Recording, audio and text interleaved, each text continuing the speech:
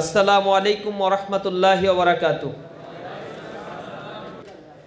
শীতে মনে হয় জমে গেছেন না? সালামের উত্তরটা এখানে যত উপস্থিতি সেরকম হইল না। কোরআন শরীফের মধ্যে আল্লাহ রাব্বুল আলামিন বলছেন, ওয়া ইযা হুয়্যিতুম বিতাহিয়াতিন ফাহাইয়ু বিআহসানু মিনহা আও রুদ্দুহা। যখন তোমাদেরকে কেউ অভিবাদন জানাবে, সম্বোধন করবে, তখন তোমরা তাদেরকে সে যে ভাষায় বলে তার মতো করেই সম্বোধন ফিরিয়ে দিবে, অথবা তার চাইতে উত্তম ভাষায় তাদেরকে ফিরিয়ে দিবে। এ কারণে রাসূল করিম সাল্লাল্লাহু আলাইহি ওয়াসাল্লামের শিক্ষা হচ্ছে, যখন কেউ সালাম দেয় আসসালামু আলাইকুম, উত্তর দিতে হয় ওয়ালাইকুম আসসালাম ওয়া রাহমাতুল্লাহ। যদি কেউ বলে আসসালামু আলাইকুম ওয়া রাহমাতুল্লাহ, তখন উত্তরে বলতে হয় ওয়ালাইকুম আসসালাম ওয়া রাহমাতুল্লাহি ওয়া বারাকাতুহু। কেউ যদি বলে আসসালামু আলাইকুম ওয়া রাহমাতুল্লাহি ওয়া বারাকাতুহু, উত্তর দিতে হয় ওয়ালাইকুম আসসালাম ওয়া রাহমাতুল্লাহি ওয়া বারাকাতুহু ওয়া মাগফিরাতুল জান্নাহ। এভাবে করে করে উত্তরগুলো এক্সপ্যান্ড করতে হয়, কেননা সালাম দেয়া এবং নেয়ার মধ্যে 100 নেকি আছে। যিনি সালাম দেন তিনি পান মাত্র 10 নেকি, আর যারা উত্তর দেন তারা পান 90 নেকি।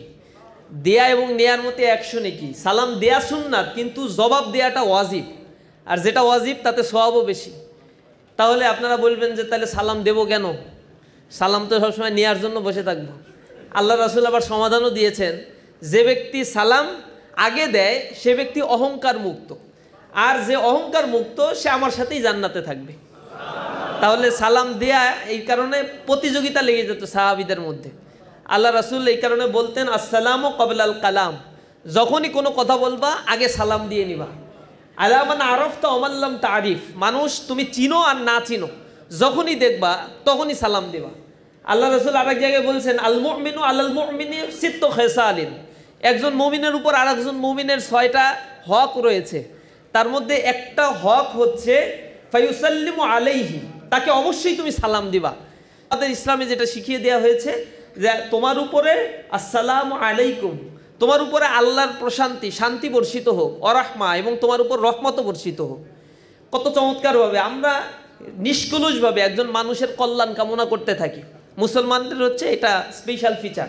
এজন্য কেউ সালাম দিলে সমস্বরে মন উজাড় করে উত্তর দিবেন। সালামের জবাব দেওয়ার মধ্য দিয়ে আল্লাহ রাব্বুল আলামিন আপনার আমলনামাকে ভারী করে তোলে।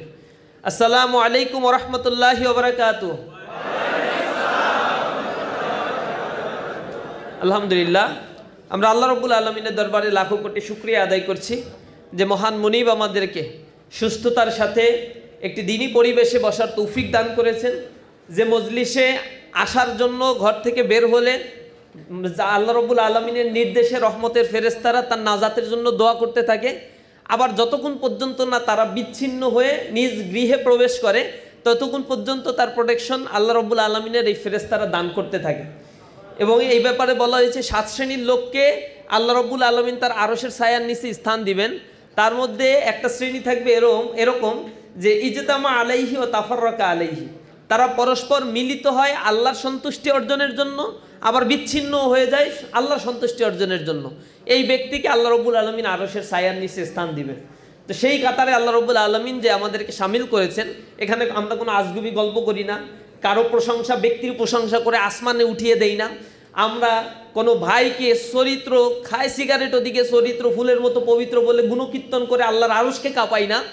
আমরা মহান মুনিবের দরবারে শুকরিয়া আদায় করি, রাসূলের প্রতি আমরা দুরূদ পেশ করি, এবং মানবতাকে তার এই পৃথিবীতে আগমনের মূল দর্শনটা আমরা শেখানোর জন্য চেষ্টা করি।